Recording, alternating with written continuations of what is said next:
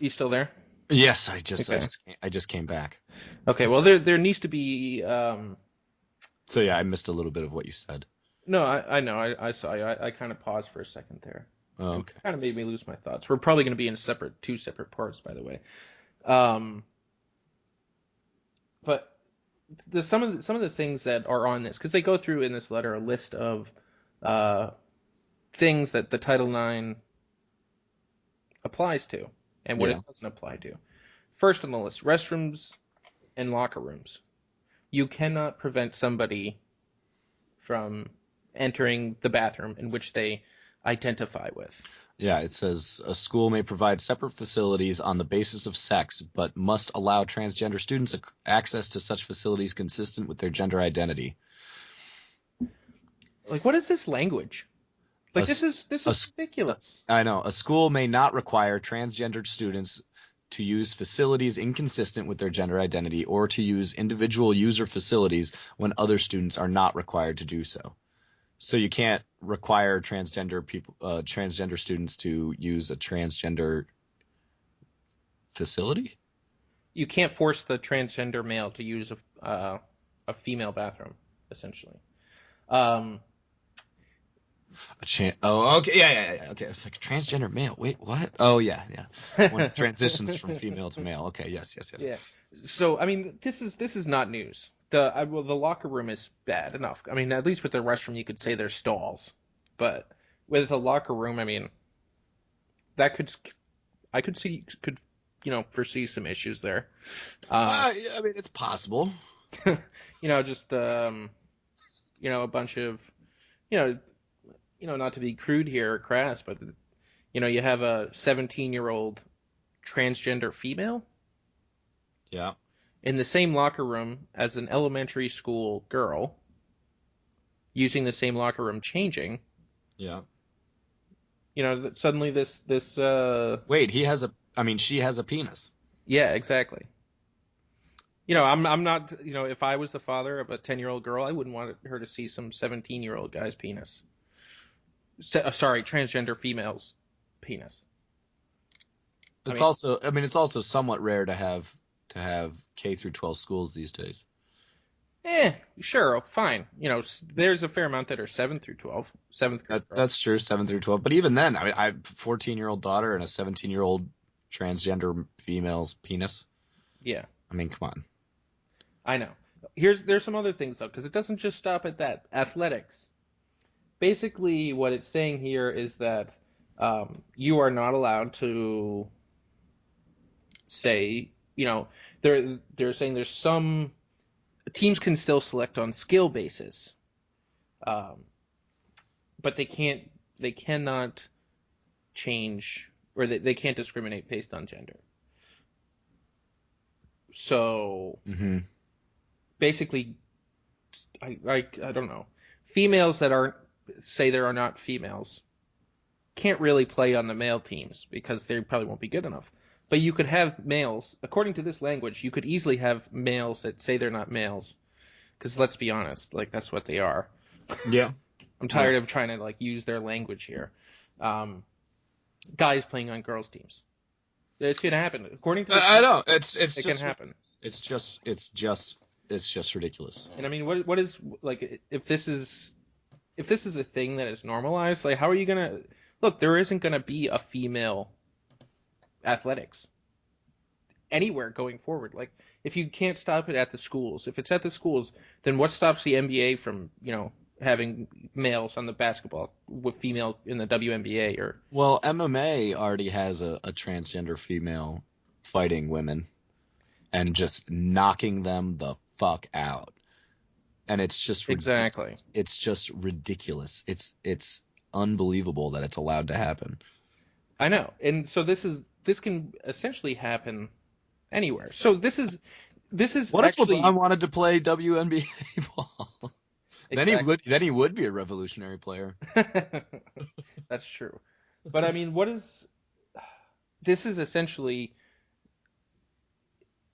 them, especially with this athletics thing, in my mind, is going to destroy what the liberals and the feminists have been working towards for the last 100 years. I mean, look, this is the feminism.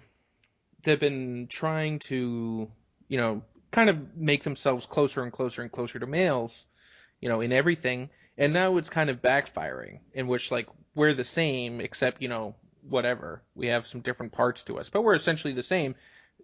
And now it's bleeding over, and now the women aren't going to have athletics.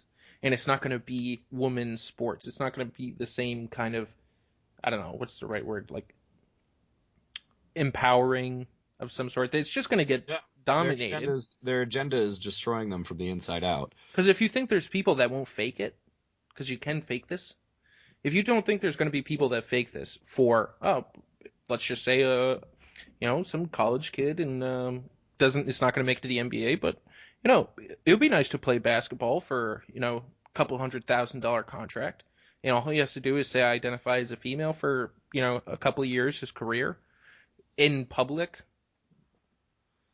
Yeah, it You would better be believe nice that's to going to happen. it would be nice to be that female UFC fighter or transgender female UFC fighter who's just absolutely wrecking and just being like, okay, well, I'm gonna be the best female MMA fighter there is now, Yeah. and I'm gonna make millions of dollars. Yeah, exactly.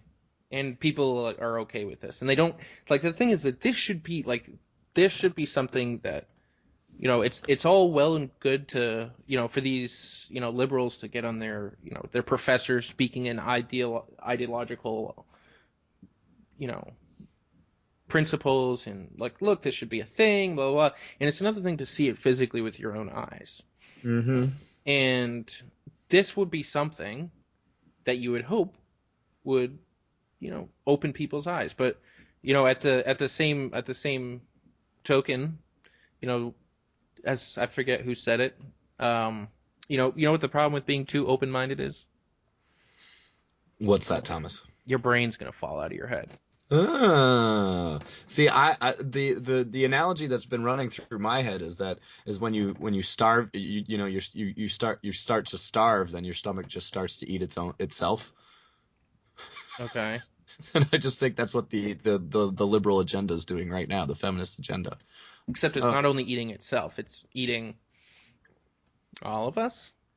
maybe. I mean, it's just destroying itself from the inside out. And as soon as a couple days after this letter came out, there was this massive, massive hullabaloo, and it's picked up by all the media and everything. And some people are saying how great it is that the Obama administration has done this. Other people's attacking it. And you know what the leader of the Republican Party said? What did he say? I don't have an opinion about that. And by leader of the Republican Party, you mean Donald Trump? I do. Okay. Okay. Let's just clarify what Tom means by leader of Republican Party. For a second, my mind went to Paul Ryan, and I was like, no way. Yeah, no opinion. I don't know whether he got trashed for that hard. So I don't know I if bet he he's got since. trashed, and then just said that. So I don't know if this is a thing, and he's gonna change his mind, and now he has an opinion. I haven't checked Yeah, he recently. probably just wants to check with all his advisors and see what he thinks people want to hear or Yeah, his exactly. constituents want to hear. Yeah, And then he'll say something like, "I never said that," and then he'll state his new opinion. I yeah, never said exactly. that other opinion.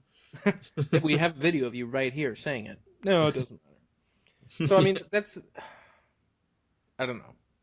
It's really discouraging to see It this. is discouraging, And there's nothing that we can really do about it. I mean, you have especially one when guy making the news in Texas, some superintendent saying this is going straight to the paper shredder, and he's yeah, not my president, and he can suck it, that's essentially. fine. That's all well and good. I mean, it's just it's very discouraging because in order to do this, Barack Obama is again breaking federal law. Which is Congress going to do anything about it? No. He's legislating by a letter right now. He wrote a letter, and now it's somehow qualifies as legislation. Yeah, I mean, basically what he's doing is he's hijacking the Title IX law, which was passed, Yeah, and just adding on to it, which yeah. is Well, he's hijacking wrong. Title IX, which was back in the '70s, I think, was passed, and then and like now all of a sudden in Title IX, which was supposed to prevent sex discrimination in schools and education and whatnot, and now he's hijacking it and saying like, oh, sex means whatever gender you feel like, or you identify with on Us, on yeah, any given day. exactly. And finally, from this letter, one of the most interesting parts about it was the housing and overnight accommodation. Uh-oh. Title IX allows a school to provide separate housing on the basis of sex, but a school must allow transgender students to access housing consistent with their gender identity. It may not require transgender students to stay in single occupancy accommodations or to disclose personal information when not required to of other students. So, you cannot force a transgender person to be in their own accommodations, and you have to allow them to room and such with people that they identify with. So now you not only have them in the restrooms, on the sports field, in the locker rooms, but you literally have them in any, you know, housing accommodation, which is again on a whole nother level. Like this is look, call me old fashioned, but I'm not one to, want young teenagers and such to be sleeping with other males or females because who knows, maybe this transgender female is also lesbian, I guess. Like it's Yeah, I don't know. a I see. male who's transgender to a female who likes women. Honestly, I'm still confused about that, and if somebody could explain it to me, I'd really appreciate it because Caitlyn Jenner, remember when he transitioned, and he said that he still likes women, but he's not a lesbian, and it doesn't make any sense to me. Yeah, well, I think he's just confused Well, in more obviously. ways than Well, one. no, that's fine, but and then people were fine with that, and people, well, obviously, but like people are fine with like, oh no, that makes sense. Yeah, he's not a lesbian. Like he was married to Kris Jenner, but he's always identified as a woman. I'm like, well, wait, no, it doesn't make sense to me. I'm sorry, somebody please explain it to me. I I don't know. I think he's just confused, man. He just didn't know because he didn't want to be identified as a lesbian. I guess you could say, well, if he doesn't want to be identified as a lesbian, then you can't identify him as a lesbian, right? Even though he's a woman who likes females, right? That's how this whole thing works, right? As long as you just identify as something like, you know, we identify as the most popular podcast in the nation.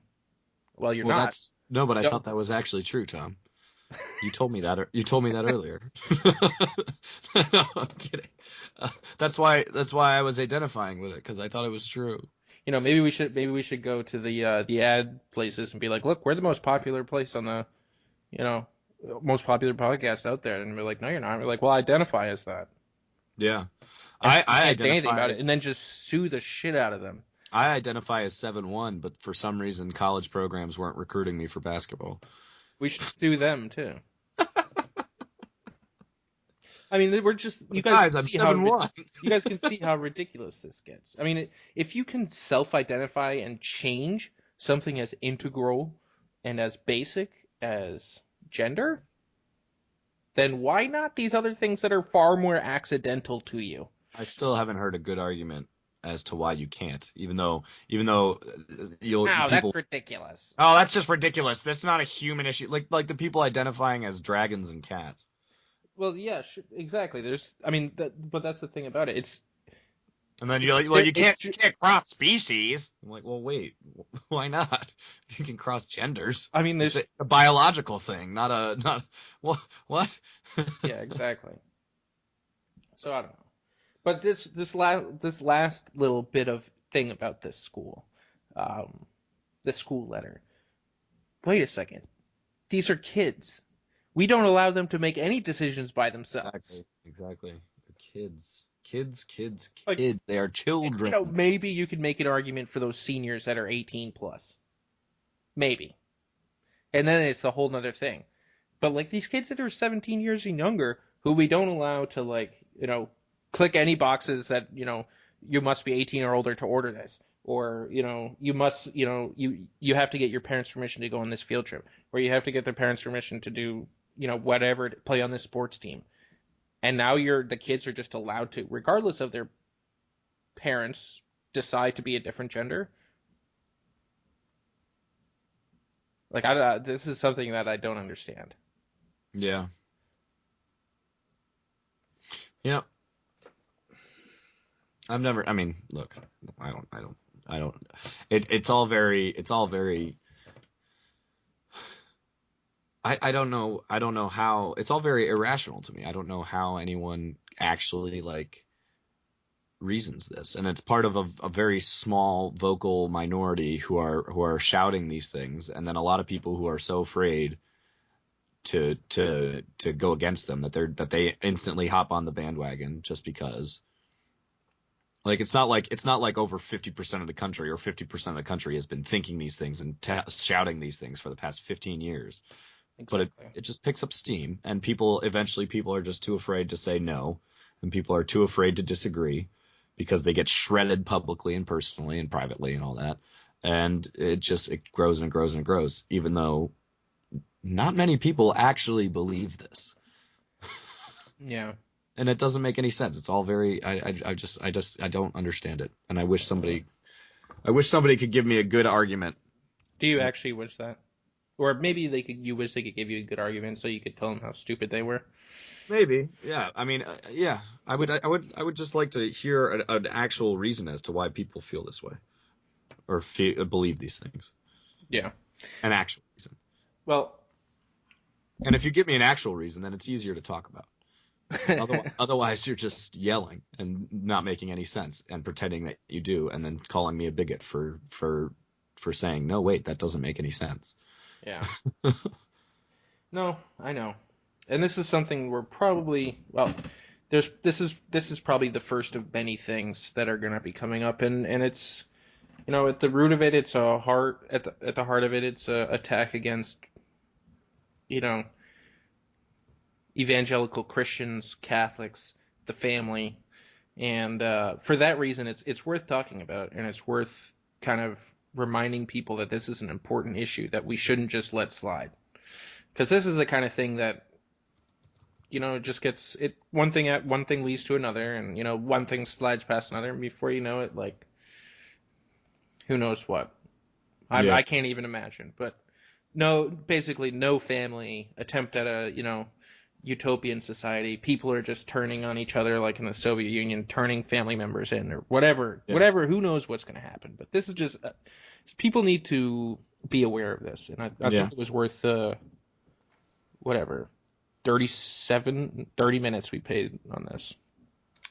But anyway, we should move on. Like we said, we were going to talk about these things. I'm sure we'll talk about Oh, it then. did you hear about just to show you how ridiculous this is? Obviously, we all know that this just to illustrate. Did you hear about the judge in Canada and British Columbia who ordered his father, a kid's father, to or a kid's daughter, or a kid's father, a daughter's father, whatever, to refer to his 11-year-old daughter with male pronouns only.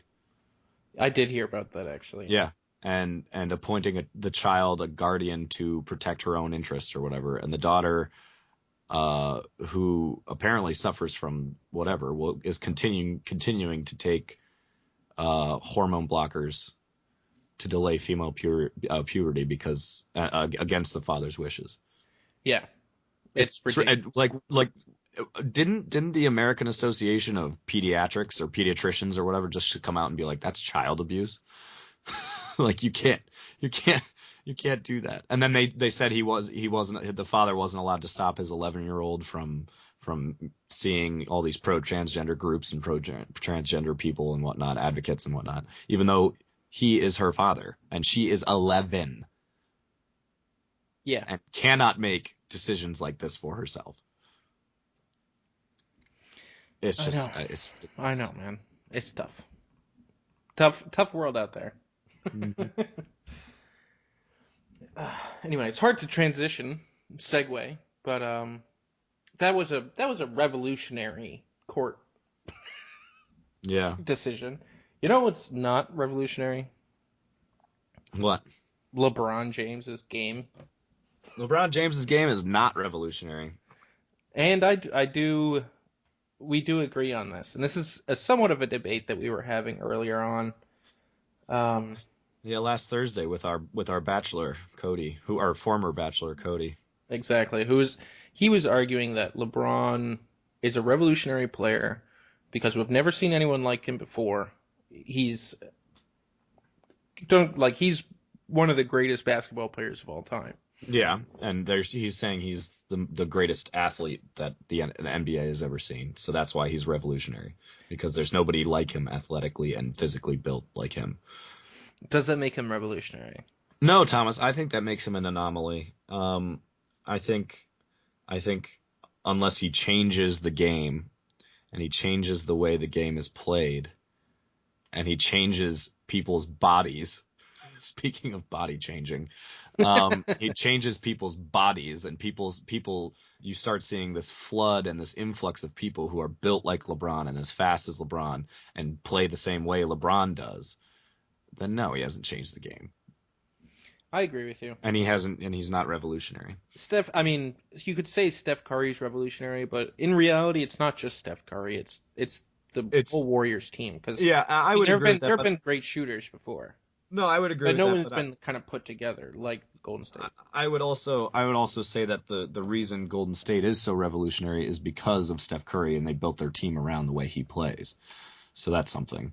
True. Also, we've seen great shooters before, but Steph also nobody's ever hit 300 threes before, let alone 400 in a season. Yeah, that's true. This is on a whole other level.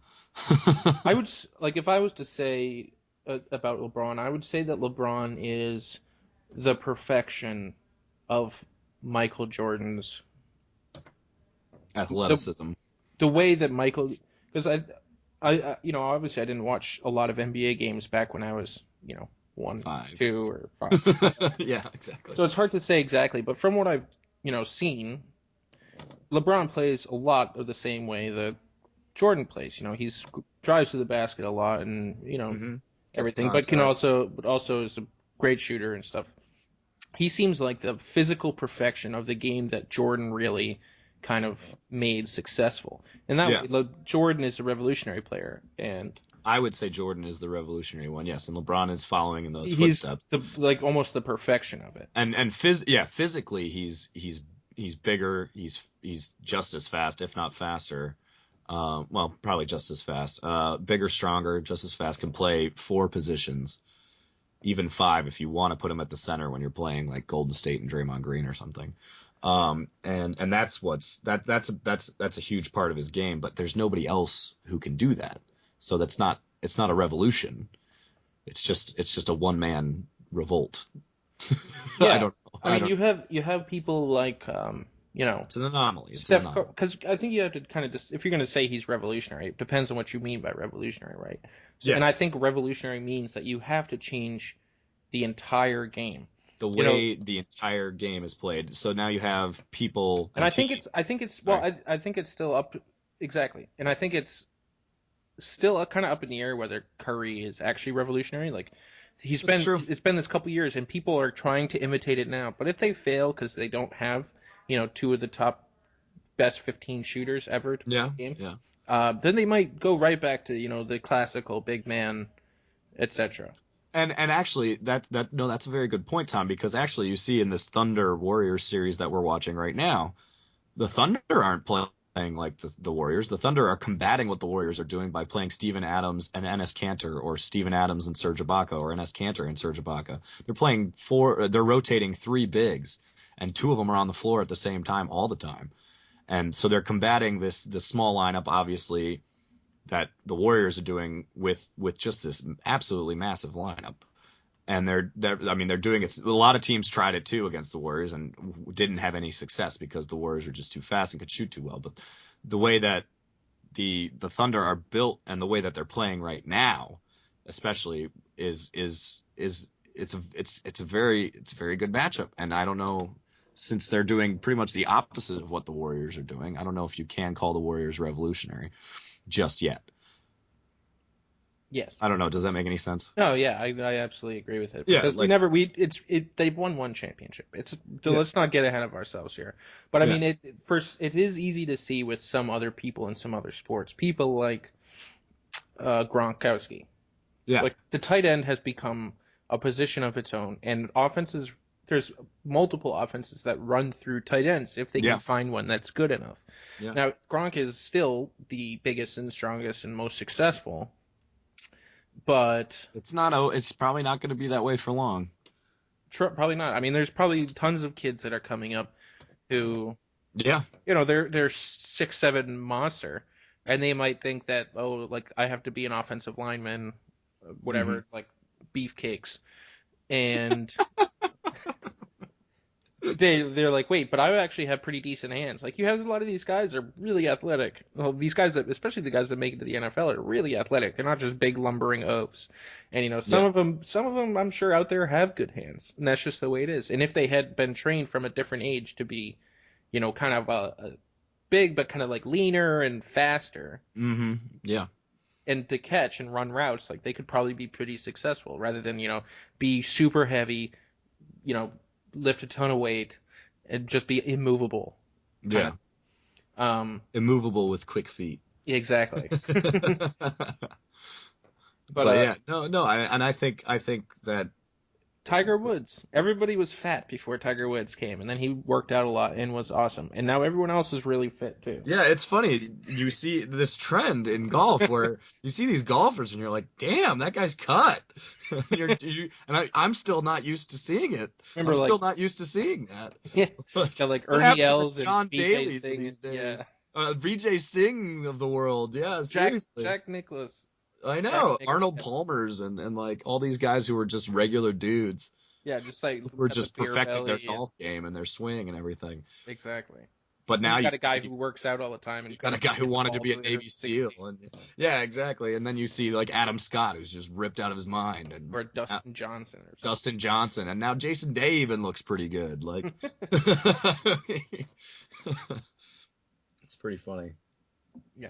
Pretty So funny. I think it's fair to say that Cody was most definitely wrong. And I think that's fair to say. Congratulations on your wedding, by the way. Your recent nuptials, but you were way off base on this one. Oh no, I think gosh. the next thing, because we're talking about LeBron and Jordan, and it kind of goes hand in hand with this whole idea of being revolutionary, as being, because a lot of people who maybe get the benefit of the doubt for being revolutionary are because they're so clutch. Yeah. And Like LeBron, LeBron, well, I mean, he's had moments, obviously, but he's just not one of those guys that you look at and you're like, oh, LeBron's a clutch player. you feel like every time he shoots it, he's gonna hit it, kind of thing. Like Yeah. you had with Paul Pierce, or with Or even Steph Curry these days. or Because you look, I mean, like you last night, the outrage because of that uncalled travel from Russell Westbrook, and you're like, okay, I watched it and I was like, oh, he traveled, and then I was like, well, of course they didn't call it. They don't call travels that often in the NBA anymore. Very rarely, in fact. yeah. And then, but they're like, oh, but they should have called that one. I'm like, okay, come on, calm down. But then they're like, if he had called it, then the Warriors would have got. There's no way Steph's missing that three. Like, well, okay, yeah, I can see that. Like, whenever Steph shoots it, you think it's gonna go in. Yeah. But I don't know. I mean, LeBron's not one of those guys. Yeah. And in fact, a big knock on his legacy for the past. I mean, ever since his career began with the Cavs, and then even with the Heat when D Wade was taking a lot of the final shots, and then back with the Cavs now when Kyrie Irving's taking a lot of the final shots, and the knock on LeBron is that he can get to the rim, he can power his way, or even just glide to the rim whenever he wants. But he doesn't. He settles for shooting contested jumpers at the end of games, and that's why everyone hates him at the Yeah. end of. And Exactly. so I don't know. Is LeBron a clutch player? I mean, he's definitely hit some clutch shots. We've seen him hit clutch shots before, and he's had clutch performances, overall game performances. In the one that comes to my mind is when the Celtics were up, the last good year of the Big Three, and the Celtics were, or Big Two, because Ray Allen was already on the Heat, but Rondo had stepped up. And the last big year for them, and they were up 3-2 on the Heat in the conference finals, and LeBron came into Game 6 in Boston and put up 45 and 10. Like, he just dominated. And that Yeah. was a clutch performance. Yeah, for sure. I mean, the guy's a great player. No one's ever going to take it Oh away yeah. from him. And given a certain number of shots, he's going to hit some of them, which Yeah. is kind of the other side to this argument that, the whole saber metrics and, all these stats that everyone has nowadays. um, talking about there isn't such a thing as clutch, and I can kind of see their points.